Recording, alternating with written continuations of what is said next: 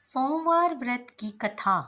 एक साहूकार था जिसके घर धन आदि किसी प्रकार की कमी नहीं थी, परंतु उसके एक कोई पुत्र नहीं था।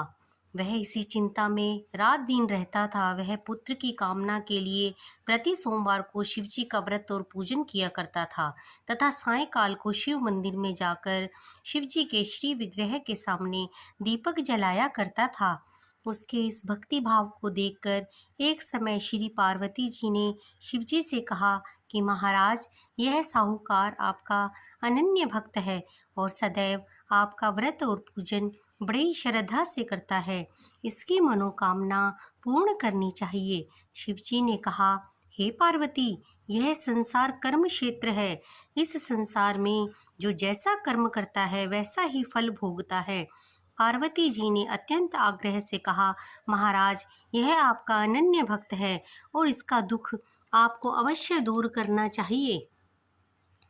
शिवजी महाराज कहने लगे, हे पार्वती, इसके भाग्य में पुत्र न होने पर भी मैं इसको पुत्र की प्राप्ति का वर देता हूँ, परंतु यह पुत्र केवल 12 वर्ष तक जीवित रहेगा। इसके पश्चात वह मृत्यु को प्राप्त हो जाएगा। इससे अधिक मैं और कुछ इसके लिए नहीं कर सकता। यह सब बातें साहूकार सुन रहा था। इससे उसको न कुछ प्रसन्नता हुई और न कुछ दुख हुआ। वह पहले जैसा ही शिवजी महाराज का व्रत और पूजन करता रहा। कुछ काल व्यतीत हो जाने पर साहूकार की स्त्री गर्भवती हुई और 10वें महीने उसके गर्भ से अति सुंदर पुत्र की प्राप्ति हुई। साहूकार के घर में बहुत खुशी मनाई गई, परंतु साहूकार ने उसकी केवल 12 वर्ष की आयु जान कोई अधिक प्रसन्नता प्रकट नहीं की। जब वह बालक 11 वर्ष का हो गया तो उस बालक की माता ने उसके पिता से विवाह आदि के लिए कहा, तो वह साहूकार कहने लगा कि अभी मैं इसका विवाह नहीं करूंगा, अपने पुत्र को काशी जी पढ़ने के लिए भेजूंगा। फिर साहूकार ने अपने साले अर्थात बालक के मामा को उसको बहुत सा धन देकर कहा, तुम इस बालक को काशी जी पढ़ने के लिए ले जाओ और रास्ते में जिस स्थान पर भी जाओ यज्ञ करते और ब्राह्मणों को भोजन कराते जाओ। वह दोनों मामा भांजे यज्ञ करते और ब्राह्मणों को भोजन कराते जा रहे थे। रास्ते में उनको एक शहर पड़ा। उस शहर में राजा की कन्या का विवाह था और दूसरे राजा का लड़का जो विवाह कराने के लिए बारात लेकर आया था वह एक आंख से काना था। उसके पिता को इस बात की बड़ी चिंता थी कि कहीं वर को देख कन्या के माता पिता विवाह में किसी प्रकार की अड़चन पैदा ना कर दें। इस कारण जब उसने अति सुंदर सेठ के लड़के को देखा तो मन में विचार किया कि क्यों न दरवाजे के समय इस लड़के से वर का काम चलाया जाए। ऐसा विचार कर वर के पिता ने उस लड़के और मामा से बात की तो वे राजी हो गए।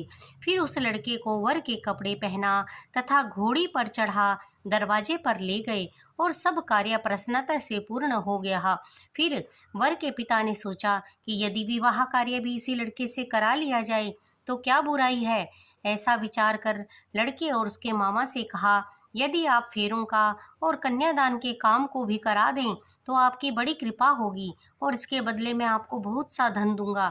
जो तो उन्होंने स्वीकार कर लिया और विवाह कार्य भी बहुत अच्छी तरह से संपन्न हो गया।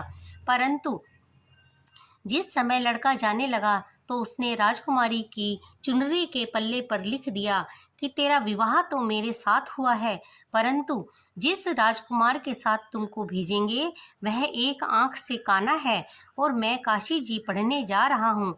लड़के के जाने के पश्चात उस राजकुमारी ने जब अपनी चुंदड़ी पर ऐसा लिखा पाया तो उसने राजकुमार के साथ जाने से मना कर दिया और कहा, यह मेरा पति नहीं है, मेरा विवाह इसके साथ नहीं हुआ है, वह तो काशी जी पढ़ने गया है।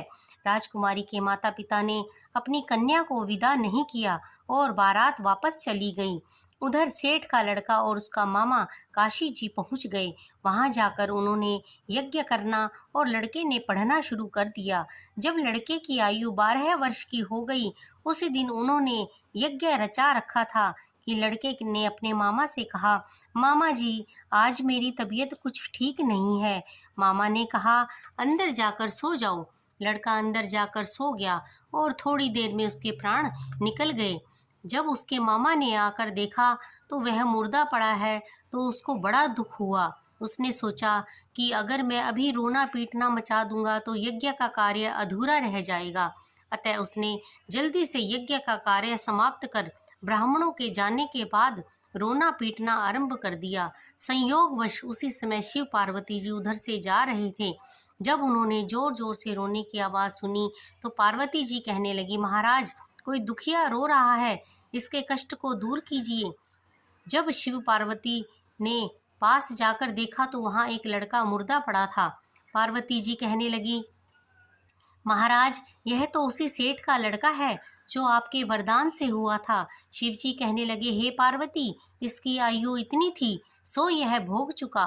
तब पार्वती जी ने कहा, हे महाराज इस बालक को और आयु दो, नहीं तो इसके माता पिता तड़प तड़प कर मर जाएंगे।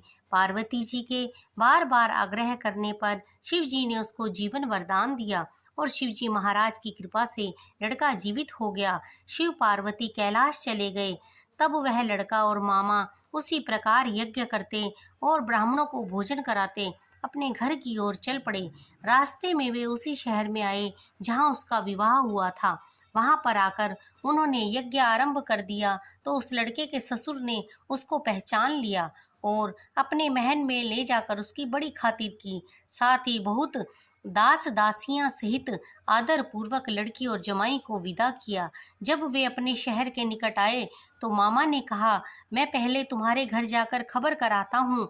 जब उस लड़के का मामा घर पहुंचा तो लड़के के माता पिता घर की छत पर बैठे थे और यह प्रण कर रखा था कि यदि हमारा पुत्र सकुशल लौट आया तो हम राजी खुशी नीचे आ जाएंगे, नहीं तो छत से गिरकर अपने प्राण खो देंगे। इतने में उस लड़के के मामा ने आकर यह समाचार दिया कि आपका पुत्र आ गया है, तो उनको विश्वास नहीं आया। तब उसके मामा ने शपथ पूर्वक कहा कि आपका पुत्र अपनी स्त्री के साथ बहुत सारा धन लेकर आया है। तो सेठ ने आनंद के साथ उसका स्वागत किया और बड़ी प्रसन्नता के साथ रहने लगा। इसी प्रकार से जो कोई भी सोमवार के व्रत को धारण करता है अथवा इस कथा को पढ़ता और सुनता है, उसकी समस्त मनोकामनाएं पूर्ण होती हैं। बोलिए शिव शंकर भगवान की जय, गौरा मैया की जय, कैलाश परिवार की जय। धन्यवाद।